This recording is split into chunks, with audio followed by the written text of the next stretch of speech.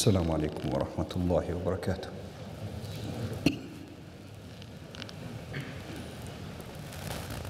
إن الحمد لله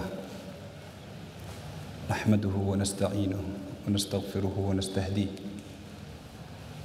ونعوذ بالله تعالى من شرور أنفسنا ومن سيئات أعمالنا.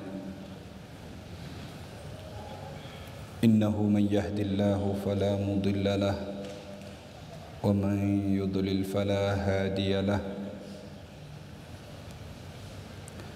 لا يسأل عما يفعل وهم يسألون وربك يخلق ما يشاء ويختار ما كان لهم الخيرة.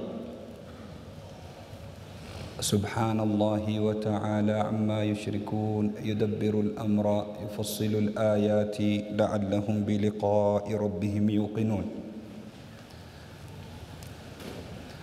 أشهد أن سيدنا وحبيبنا ونبينا وعظيمنا ومصطفانا وقدوتنا محمدا عبده ورسوله وصفيه من خلقه وحبيبه، بلغ الرسالة وأدى الأمانة ونصح الأمة فكشف الله به الغمة وتركنا على المحجة البيضاء ليلها كنهارها لا يزيغ عنها إلا هالك. اللهم صل وسلم وزد وبارك وتكرم وتحنن عليه وعلى آله وأصحابه ومن تبعهم بإحسان إلى يوم الدين. وبعد أحبتي في الله، أوصيكم وأوصي نفسي المذنبة بتقوى الله.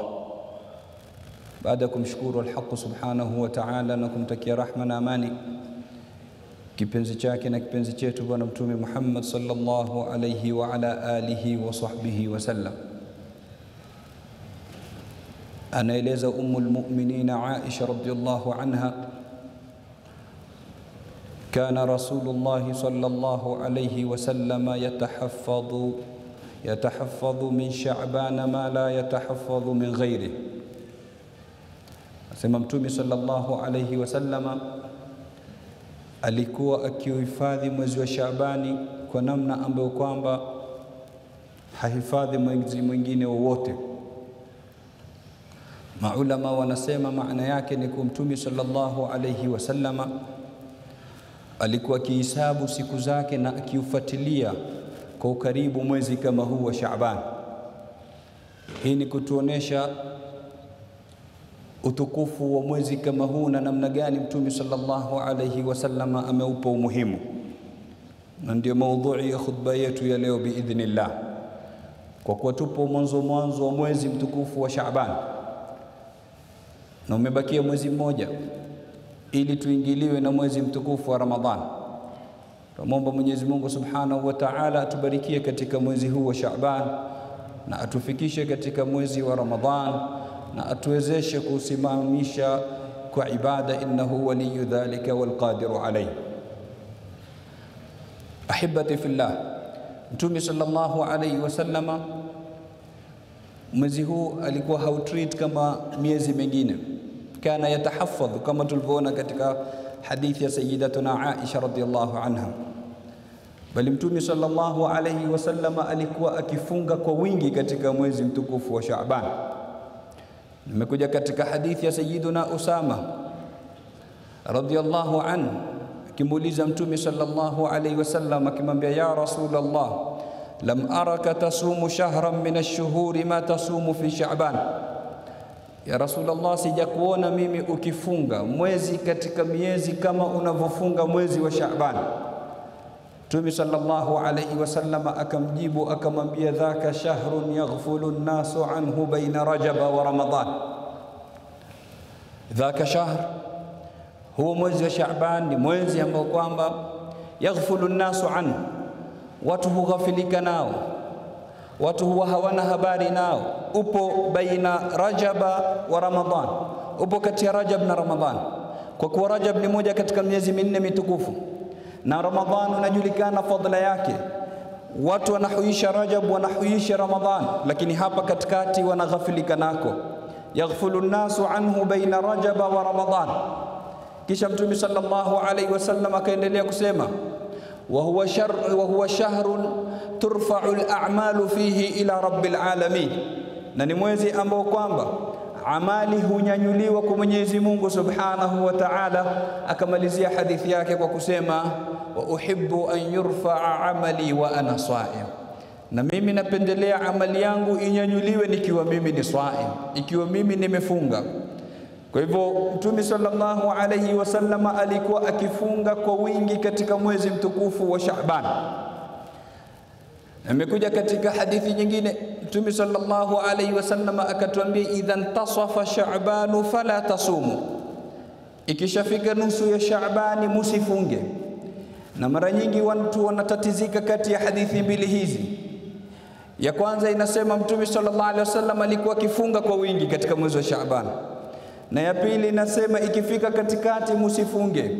Vipi tutajumuisha kati ya dalili mbili hizi? Kwa sababu kuchukua moja kuifanyia kazi na kuitupa nyingine si sawa. Na kuna mlango mzima katika ilmu ya usulul fiqh unaitwa al-jam'u baina al-adilla, namna ya kujumuisha kati ya dalili mbili. Na wanamsingi wanasema i'malu ad-dalilaini aula min ta'tili ahadihima, kuzifanyia kazi dalili mbili ni bora kuliko kuacha moja wao, kwa sababu zote zimethubutu kutoka kwa Bwana Mtume Muhammad sallallahu alayhi wa ala alihi wa sahbihi wasallam. Idha intasafa Shaaban fala tasumu. Na ingawa hadithi hii ina maneno kwa baadhi ya maulama, lakini ni hadithi ambayo kwamba ni sahihi. Amesahihisha al-Imam at-Tirmidhi na al-Imam Ibn Hibban na al-Imam at-Tahawi na al-Imam Ibn Abd al-Barr al-Andalusi na wengine katika ulama wa hadithi. Kwa hivyo ni hadithi sahihi, imethubutu kwa sanad iliyokuwa sahihi kabisa. Idha intasafa Shaaban, ikifika katikati ya mwezi wa Shaaban, fala tasumu, musifunge. Nini maana ya maneno kama haya? Maulama wanasema alichokusudia Bwana Mtume sallallahu alayhi wasallam katika hadithi kama hii ni kwa yule ambaye kwamba hana uzoefu wa kufunga, ikifika katikati ya Shaabani hatakikani afunge. Lakini kama ni mtu ni mzoefu wa kufunga, yani anafunga ni ada yake siku ya Jumatatu na siku ya Alhamisi, ni ada yake kufunga siku nyeupe, ni ada yake kufunga, ama ana deni la Ramadhani iliyopita, basi anaruhusiwa kufunga. Lakini kama ni mtu yeye mwaka mzima hafungi, amesubiri mpaka nusu ya pili ya Shaabani, baada ya tarehe 15 ndo ataka kufunga, huyo ndo anakatazwa kufunga. Idha intasafa Shaabanu fala tasumu. Kwa hivyo Mtume sallallahu alayhi wasallama alikuwa akiuhuisha mwezi huu kwa kufunga kwa wingi, salawatu rabbi wa salamuhu alayhi. Hii inaonyesha fadhila iliyoko katika mwezi kama huu, na ndio maana al-Imam al-Aini katika sharhi yake sahih ya Imam al-Bukhari akisema mwezi kama huu umeitwa Shaaban litashaubil khairi fi, kwa sababu ya kukusanyika khairi ndani yake. Moja katika maana za neno kama hili la Shaaban ni kujumuika na kukusanyika, kwa kuna khairi nyingi ambazo kwamba zimekusanyika katika mwezi kama huu. Lakini vile vile katika maana za Shaaban ni dhuhur, kuwa wazi, na maulama wanasema maana yake ni kuwa kwa dhihiri nia ya mja katika mwezi kama huu, kutokamana na maandalizi yake ya kupokea mwezi unaofuatia mwezi wa Ramadhani. Na ndio daima wanasema Rajab shahrul badh, Rajab ni mwezi wa kupanda mbegu, wa Shaaban shahru saqi, na Shaaban ni mwezi wa kunyunyiza maji ile mbegu, wa Ramadhan shahrul hasad, na Ramadhani ni mwezi wa kuvuna kile ambacho kwamba umekipanda. Kwa hivyo ikiwa hukupanda mbegu wala hukuinyunyizia maji, usitarajie kuvuna katika mwezi wa Ramadhani. Na ndipo pale mara nyingi tunafeli. Unapofika mwezi wa Ramadhani tunakuwa na himma ya kufanya ibada, lakini siku 2-3 tunapatwa na futuru. Tarawehe tunashindwa kuiswali, tunaswali raka 2 tunakimbia. Juzuu ambazo kwamba tulikuwa tukizisoma mwanzo wa Ramadhani zinaanza kupungua kwa sababu hatukuwa na maandalizi ya mapema. Kwa hivyo Shaaban ni mwezi ambao kwamba inahitajia mtu ajiandae na mapema, na kama wanavyosema maulama, Shaabani ni kama sunna qabliya. Sunna qabliya ile ambayo kwamba tunaiswali kabla ya swala ya faradhi, ile inamuandaa mwanadamu ama inamuandaa muumini na kuuandaa moyo wake kwa ajili ya kuingia katika ibada ya swala ya faradhi. Na vile vile mwezi wa Shaaban ni mwezi ambao kwamba unatuandaa kwa ajili ya kuingia katika mwezi mtukufu wa Ramadhan. Na ndio maana salafu salih, wema waliotangulia, walikuwa wakihuisha kwa kila sampuli za ibada, bali na wakisoma Qur'ani kwa wingi katika mwezi kama huu, ili ukifika mwezi wa Ramadhani ambao kwamba ndio shahrul Qur'an, shahru Ramadhan alladhi unzila fihi alquran, kama anavyosema Mwenyezi Mungu, ukifika mwezi wa Ramadhani ambao ni mwezi wa Qur'ani, awe tayari ishaingia katika system yake na iko ndani ya damu yake. Hivi ndivyo walivyokuwa as-salafu salih ridwanullahi alaihim ajma'in. Bali kama wanavyosema maulama, walikuwa wakiupokea mwezi wa Ramadhani kwa muda wa miezi 6 na wakiuaga mwezi wa Ramadhani kwa muda wa miezi 6, yani mwaka wao mzima walikuwa wakiishi kiramadhani. Hivi ndivyo ilivyokuwa hali yao. Kwa hivyo Mtume sallallahu alayhi wasallam anatuonesha fadhila ya mwezi kama huu. Katika fadhila za mwezi kama huu ni kuwa ni sunna kufunga mwezi kama huu kwa wingi, kama alivyokuwa Bwana Mtume Muhammad akifanya salawatu rabbi wa salamuhu alayhi. Lakini vile vile katika fadhila za mwezi kama huu ni kuwa ni mwezi ambao kwamba kunanyanyuliwa amali kupelekwa kwa Mwenyezi Mungu Subhanahu wa Ta'ala. Kuna raf'ul a'mal ambayo kwamba inakuwa ni ya wiki na inakuwa katika siku ya Jumatatu na Alhamisi. Amali zinanyanyuliwa za wiki kwa Mwenyezi Mungu. Lakini kuna ile rafu al-a'mal ya mwaka ambayo kwamba inakuwa katika mwezi wa Shaaban. Na katika hadithi tuliyotangulia kuisoma ya Sayyiduna Anas ama Sayyiduna Usama radhiyallahu anhu akisema Mtume sallallahu alayhi wasallam, wa huwa shahrun turfa'u al-a'malu fihi ila rabbil alamin, ni mwezi ambao kwamba amali zinanyanyuliwa kwa Mwenyezi Mungu Subhanahu wa Ta'ala. Wa uhibbu an yurfa'a amali wa ana sa'im, na mimi napenda amali zangu zinyanyuliwe nikiwa nimefunga. Kwa hivyo ni mwezi ambao kwamba amali zinanyanyuliwa kupelekwa kwa Mwenyezi Mungu Subhanahu wa Ta'ala. Ina maana tutatakikana tutie bidii ndani yake. Kama vile katika mabiashara, ikikaribia mwaka wa kufunga hisabu, unaona watu wanafanya bidii ili hisabu yao iwe ni nzuri, basi al-umuru bi khawatimiha, mambo siku zote huzingatiwa mwisho. Hivyo maadamu ni mwezi wa kunyanyuliwa amali kwa Mwenyezi Mungu Subhanahu wa Ta'ala, tufaa tuongeze bidii katika kufanya ibada katika mwezi mtukufu kama huu. Lakini vile vile katika kujulisha fadhila na utukufu wa mwezi kama huu ni tukio adhimu ambalo kwamba lililotokea katika tarehe ya Kiislamu, nalo ni tukio la tahwilul qibla, kubadilishwa qibla. Mtume sallallahu alayhi wasallam alipokuwa katika mji wa Makka alikuwa akielekea pande ya Baitul Maqdis. Mtume sallallahu alayhi wasallam baada ya kwenda Madina, ikawa Baitul Maqdis akielekea anaipa mgongo Kaaba, kwa sababu Madina iko pande za kaskazini, pande za north, na Baitul Maqdis iko Sham juu zaidi, Makka iko chini. Akielekea Baitul Maqdis atakuwa anaipa mgongo Kaaba, ambapo alipokuwa Madina ama alipokuwa Makka Rasulullah sallallahu alaihi wasallam, pamoja na kuwa alikuwa akielekea Baitul Maqdis, lakini wakati huo huo alikuwa akielekea Kaaba, kwa sababu Kaaba iko hapa, Baitul Maqdis iko mbele. Alikuwa akisimama kati ya Al-Hajarul Aswad na Ar-Ruknul Yamani, ambao kwamba ni upande wa janub, upande wa kusini wa Al-Kaaba. Kwa hivyo Mtume sallallahu alaihi wasallam akisimama hapa, naam, anaelekea Baitul Maqdis, lakini na Kaaba iko mbele yake, akielekea Kaaba na akielekea Baitul Maqdis wakati huo huo. Lakini alipohamia Madina, na Madina ukielekea Baitul Maqdis utakuwa unaoipa mgongo Kaaba, hilo likawa halimfurahishi Bwana Mtume sallallahu alayhi wasallam, lakini akawa anamuonea haya Mola wake Subhanahu wa Ta'ala kumuomba jambo kama hilo. Wakakaa Madina kama wanavyosema maulama miezi 16, na wengine wanasema ni miezi 17, mpaka siku hiyo Mtume sallallahu alaihi wasallam hamu yake ilipokuwa imekuwa kubwa, akainua kichwa chake kuangalia mbinguni bila ya kumuomba Mola wake Subhanahu wa Ta'ala.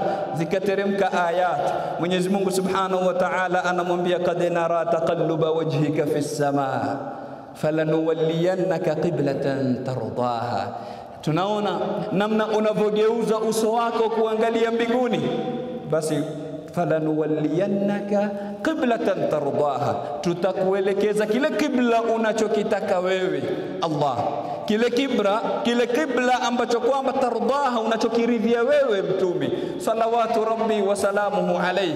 Mwenyezi Mungu subhanahu wa ta'ala kamwambia fawalli wajhaka shatra almasjidil haram wa haythu ma kuntum fawallu wujuhakum shatra, elekeza uso wako upande wa almasjidul haram, yani apate kuelekea Kaaba, na popote mtakapokuwa muwe mtakuwa ni wenye kuelekea Kaaba. Mwenyezi Mungu subhanahu wa ta'ala akamtimizia bwana mtume Muhammad sallallahu alayhi wasallama hamu yake kama hii. Na katika tukio kama hili ambalo kwamba maulama wanatuambia limetokea katika mwezi huu mtukufu wa Shaaban, ambao kwamba inajulisha bado fadhila ya mwezi kama huu, kuna masomo mengi ambayo kwamba tunayapata mimi na wewe kama waumini katika kitokeo kama hili. Katika masomo ambayo kwamba tunayapata ni kuwa dini ya Kiislamu ni dini ya kati na kati. Al-Kaaba kama wanavyosema wasomi ndio kati ya dunia, kati ya dunia ni Al-Kaaba al-musharrafa zadaha Allahu ta'dhiman wa takrima. Mwenyezi Mungu subhanahu wa ta'ala akatuwekea kibla ambacho kwamba ni cha kati na kati. Hapa ni dalala tunapata kuwa sisi al-umma al-muhammadiyya, umma wa bwana mtume Muhammad sallallahu alayhi wasallam ni umma wa kati na kati. Wakadhalika ja'alnakum ummatan wasata litakunu shuhadaa 'ala an-nas, kama anavyosema Mwenyezi Mungu subhanahu wa ta'ala, tumewajalia ni umma wa kati na kati. Hatuko katika ifrat wala hatuko katika tafrit, hatuko katika inhiraf wala hatuko katika injiraf, hatuko katika kuvuka mpaka upande wa kulia wala kuvuka mpaka upande wa kushoto. Ni umma wa kati na kati, ndivyo tulivyosifiwa na Mwenyezi Mungu subhanahu wa ta'ala. Kwa hivyo hilo ni somo la kwanza tunalipata, kwa muumini watakikana uwe kati na kati, usivuke mpaka upande huu wala usivuke mpaka upande ule. Lakini katika masomo ambayo kwamba vile vile tunayapata katika tokeo kama hili la kugeuzwa kibla, ni somo la muumini kubadilisha hali yake. Ni kwa muumini utakikana daima iwe hali yako ni yenye kubadilika kutoka katika uovu kwenda kwenye wema, kutoka kwenye ubaya kwenda kwenye uzuri. Isiwe ni kinyume, unatoka katika uzuri unakwenda katika ubaya, la. Na ndio maana Ibn Mas'ud alikuwa akisema man kana yawmuhu kaamsihi fahuwa maghbun, yule ambaye kwamba siku yake ya leo itakuwa kama jana yake, hakuna tofauti, vile alivyokuwa jana ndivyo alivyo yeye. Asema fahuwa maghbun, mtu kama huyo amenyimwa baraka. Yani daima wewe watakikana siku yako inayofuatia iwe ni bora kuliko siku iliyotangulia. Na ndio maana Mwenyezi Mungu akatuambia alipomzungumzia mtumi akisema walal akhiratu khairul laka minal ula, mwisho wako ni bora kuliko mwanzo. Yani mtumi sallallahu alaihi wasallam kila anaposongea mbele, ilaka yake na Mola wake subhanahu wa ta'ala, mafungamano yake na Mola wake subhanahu wa ta'ala yanazidi kuwa mazuri. Kila siku zinaposoga ibada zake zinazidi, na hivi ndivyo anavyotakikana kuwa muumini. Leo yake isiwe kama jana yake. Kwa hivyo tahwilul qibla katika masomo ambayo kwamba tunayapata hapa ni kwa muumini atakikana awe ni mwenye kubadilisha hali yake, asibaki katika hali ambayo kwamba ni mbaya, ama asibaki katika hali moja hiyo tu, asisoge mbele. Lakini vile vile katika masomo adhimu ambayo kwamba tuyapata katika tokeo kama hili la kubadilishwa kibla ni kutambua na kuijua daraja na makana na manzila na sharaf na utukufu wa bwana mtume Muhammad sallallahu alayhi wa ala alihi wa sahbihi wa sallama. Alipotazama tu mbinguni kabla ya kutamka hata neno moja, Mwenyezi Mungu subhanahu wa ta'ala anamtimizia haja yake. Qad nara taqalluba wajhika fi samaa falanuwalliyannaka qiblatan tardaha. Na daima Mwenyezi Mungu subhanahu wa ta'ala anamridhisha mtume wake sallallahu alayhi wasallama, na tunasoma daima katika Al-Qur'an Al-Karim, wala sawfa yu'tika rabbuka fatarda, Mola wako subhanahu wa ta'ala atakupa mpaka utaridhia. Mtume sallallahu alayhi wasallam hivi ndivyo alivyokuwa akipewa muamala na bwana mtume sallallahu alayhi wasallam, kutuonesha namna gani Mwenyezi Mungu subhanahu wa ta'ala alikuwa akimpenda mtume wake sallallahu alayhi wasallam. Na kama alivyokuwa akisema Sayyidatuna Aisha radhiyallahu anha akimwambia mume wake Rasulullah sallallahu alayhi wasallam, ma ara rabbaka illa yusari'u fi hawak, mimi Mola wako isipokuwa afanya haraka katika kukutimizia hawa yako. Lile unalolipenda, lile unalolitaka, Mola wako yusari. Angalia neno la Sayyidatuna Aisha, anafanya haraka, hakucheleweshei kabisa. Jambo tu ukishakuwa na hamu nalo alitaka, Mola wako Subhanahu wa Ta'ala anafanya haraka kwenda kukutimizia. Kwa hivyo tunapata kujua utukufu na daraja ya Bwana Mtume Muhammad sallallahu alayhi wa ala alihi wa sahbihi wa sallama katika kisa ama tokeo kama hili. Kitokeo kama hili lilipotokea, kulipatikana mtihani, kulitoka maneno. Makuraishi wakatoa maneno. Makuraishi wakasema, yushiku Muhammadun an yauda ila dinina wa qad salla ila qiblatina. Huyu Muhammad mwamonaje jamani, ankaribia kurudi katika dini yetu, kwa sababu sasa ameanza kuelekea kibla chetu. Alikuwa kielekea Baitul Maqdis, sasa anaelekea Kaaba. Kaaba si ndio mji wao wa Makka? Kaaba ndipo walipokuwa wamezungusha ile miungu yao, masanamu 300, na asema huyu aonesha ndo khatwa zinaanza hivyo, ndo yupo njiani katika kurudi katika mila yetu, mila ya ushirikina. Mwenyezi Mungu arudi, Mtume sallallahu arudi katika shirki baada ya kuwa Mwenyezi Mungu Subhanahu wa Ta'ala shatupa nuru ya imani. Wakatoa maneno kama hayo, lakini na Mayahudi vile vile wakasema Mayahudi, mwanzo alikuwa anaelekea kule, sasa amegeuza anaelekea huku. Ikiwa huku ndio haki, kule ni batil, ina maana kule ni batil. Na ikiwa kule ndio haki, ina maana huku ni batil. Aelekee wapi sasa? Huyu Mungu wake yuko wapi hasa? Mwenyezi Mungu Subhanahu wa Ta'ala akawanyamazisha, akasema walillahi al-mashriq wal maghrib. Mashariki ni ya Mungu, magharibi ni ya Mungu. Pale atakapokuelekeza yeye, kokote utakapoelekea, fa aina matuwallu fa thamma wajhullah. Utakapoelekea utampata Mwenyezi Mungu Subhanahu wa Ta'ala. Kwa hivyo ameelekea Baitul Maqdis, alikuwa anamuelekea Mwenyezi Mungu Subhanahu wa Ta'ala. Amegeuza ama amegeuziwa kibla, yanaelekea Kaaba, bado anamuelekea Mwenyezi Mungu Subhanahu wa Ta'ala. Lakini maneno kama haya yalitingisha wale dhiafu al-iman, wale waliokuwa ni madhaifu wa imani, kidogo walitingishika kusikia haya maneno na hili tukio kuliona. Wakawa wanajiuliza, hivi swala zetu zote za muda wote huo zimepotea, zimeenda patupu? Kumbe tulikuwa tuelekea kibla cha makosa, usawa ilikuwa tuelekee huku. Wakaona ni kama ibada zao zimepotea. Mwenyezi Mungu Subhanahu wa Ta'ala na wao pia akawatuliza, sema wama kana Allahu liyudhi'a imanakum.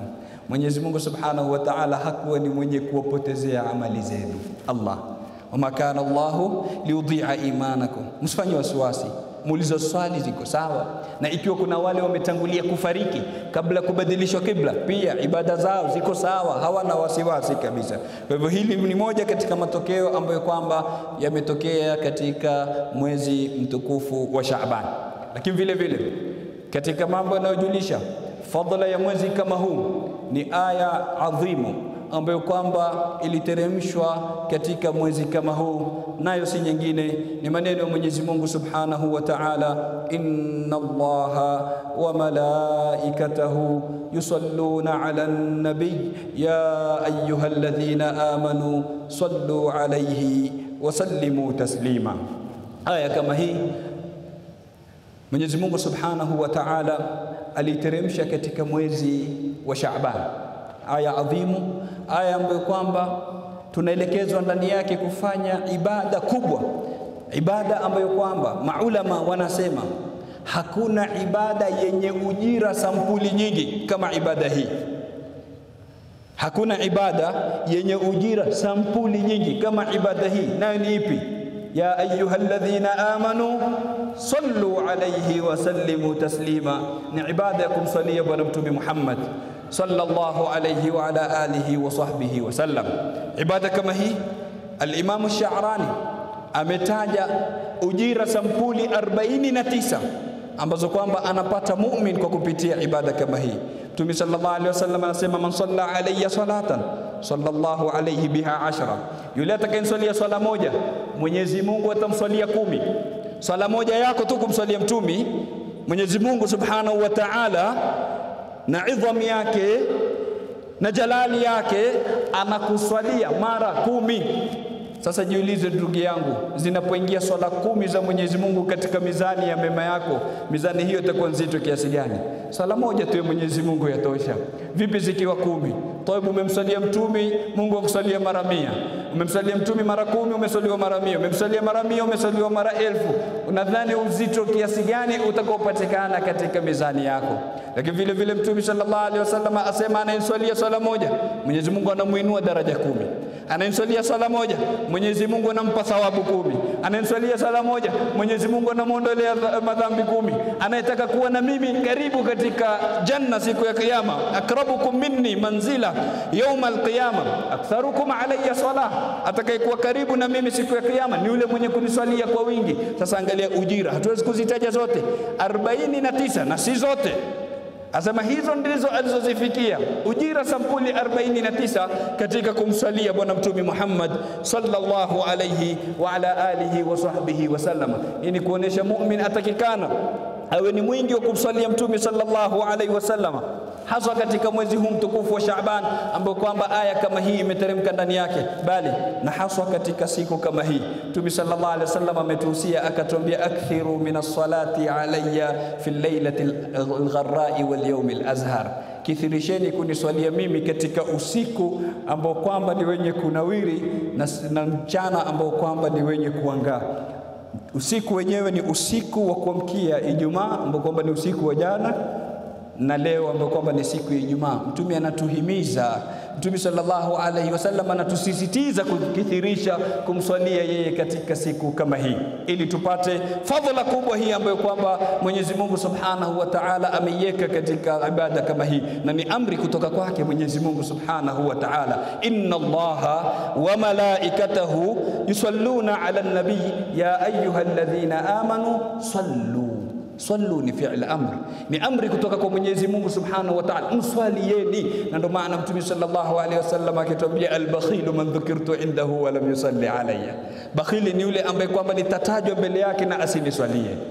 Huyu ndio bakhili. Salawatu rabbi wa salamuhu alayhi. Kwa hivyo Mwenyezi Mungu Subhanahu wa Ta'ala akatuamrisha kumswalia, na kabla kutuamrisha sisi kumswalia akabainisha kuwa yeye Mwenyezi Mungu Subhanahu wa Ta'ala anamswalia na vile vile malaika wake. Inna Allaha, hakika Mwenyezi Mungu, wa malaikatahu, na malaika wake, yusalluna ala nabi, amebainisha kuwa yeye na malaika wake kwanza wao wametangulia kumsalia mtume sallallahu alayhi wa ala alihi wa sahbihi wasallam. Na angalia katika uslubu anaotumia Mwenyezi Mungu Subhanahu wa Ta'ala, ni kama aje mfalme leo aseme, mimi na mawaziri wangu, mimi na wale watumishi wangu tunakuja kukutembelea. Utajihisi fakhri kiasi gani? Sasa Mwenyezi Mungu asema, inna Allaha wa malaikatahu, yeye na malaika wake. Kwanza swala ya Mwenyezi Mungu kiasi gani? Ameanza lini kumswalia? Alafu malaika wako wangapi? Malaika hawana idadi. Malaika hapo kwamba ni viumbe vibora, wote wanamswalia bwana mtume Muhammad sallallahu alaihi wasallam. Na hapa ni somo tunalipata, tusione kuwa mtume sallallahu alaihi wasallam ana haja na swala zetu.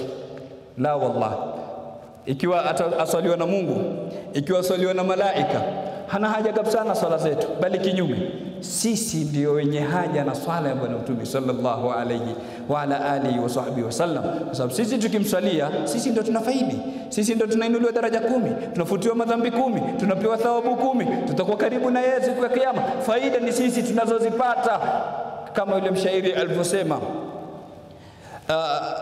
asema, maji ya mvua yanapoteremka katika bahari hanawezi kujigamba na kusema amezidisha maji ama yamezidisha maji katika bahari kama ile, liannahu min ma'ihi. Asema kalbahri yumtiruhu as-sahab wa ma lahu fadlun alayhi liannahu min ma'ihi. Asema ni kama bahari yumtiruhu as-sahab, hunyeshewa kiwingu kile huteremsha mvua katika bahari. Lakini je, bahari ama kiwingu kinaweza kujigamba na kujifakhiri kikasema nimeongeza maji katika bahari? Sema la. Kwa nini? Liannahu min ma'ihi, kwa sababu yale maji ya mvua yatokana na hayo maji ya bahari yamepanda kwa njia ya Bukhara, yakakusanyika katika kiwingu, kisha yakateremka, yamerudi pale pale sehemu yake, bid'atukum ruddat ilaykum. Kwa hivyo swala ya Bwana Mtume Muhammad sallallahu alayhi wasallam ni ibada adhimu na ni ibada kubwa ambayo kwamba mu'min atakikana ashikamane nayo, haswa kwa kupitia wasia Bwana Mtume sallallahu alayhi wasallam katika siku ya Ijumaa, haswa katika kipindi cha mwisho wa siku, yani pale kabla ya magharibi, kati ya asri na maghrib, ndio wakati ambao kwamba maulama wengi wanasema ndio saatul ijaba. Kama alivyosema Mtume sallallahu alaihi wasallam, katika siku ya Ijumaa kuna saa ambalo kwamba la yuwafiquha abdun muslim, halipati mja Muislamu ama muumini saa kama hilo isipokuwa Mwenyezi Mungu Subhanahu wa Ta'ala humtakabalia. Maulama wamekhtalifiana ni saa lipi haswa, lakini kauli ya wingi kati yao ni saa ambayo kwamba inajulikana kwa maulama kama as-saa al-fatimiyya, saa ambalo kwamba linakuwa kati ya asri na magharibi, yani kabla kuzama jua. Kwa hivyo takana umsalie kwa wingi Bwana Mtume Muhammad sallallahu alaihi wasallam katika kipindi kama hicho. Ndugu zangu wapenzi wa Islam, tumeona mambo ama matokeo yaliyotokea katika mwezi kama huu, kuteremshwa aya kama hii, na vile vile kubadilishwa kibla, lakini na vile vile kunyanyuliwa amali kwenda kwa Mwenyezi Mungu Subhanahu wa Ta'ala, na namna gani Mtume sallallahu alaihi wasallam alikuwa akiuheshimu na akiutukuza mwezi kama huu na akikithirisha kufanya ibada ya saumu, lakini na vile vile as-salafu salih ridwanullahi alaihim ajma'in wakifanya ibada kwa wingi katika mwezi kama huu. Nimalizie na jambo la mwisho ambalo kwamba ni lailatul nisfi min Sha'ban. Katika utukufu wa mwezi kama huu kuna usiku unaopatikana ndani yake, usiku wakati ya Shaaban, usiku wa kuamkia siku ya 15, lailatul nisfi min Shaaban. Imekuja katika hadithi ya Bwana Mtume Muhammad sallallahu alayhi wasallama iliyopokewa na al-Imam Ibn Hibban kutoka kwa Sayyiduna Muadh ibn Jabal radhiyallahu anhu, anasema Mtume sallallahu alayhi wasallama, yattali'u Allahu ala ibadihi fi lailatin nisfi min Sha'ban fayaghfiru li jami'i khalqihi illa limushrikin au mushahin. Asema Mtume sallallahu alayhi wasallama, yattali'u Allahu ala ibadihi, Mwenyezi Mungu Subhanahu wa Ta'ala huwatazama waja wake kwa jicho la rahma. Asema fi lailatin nisfi min Sha'ban, katika usiku wa nusu ya Sha'ban.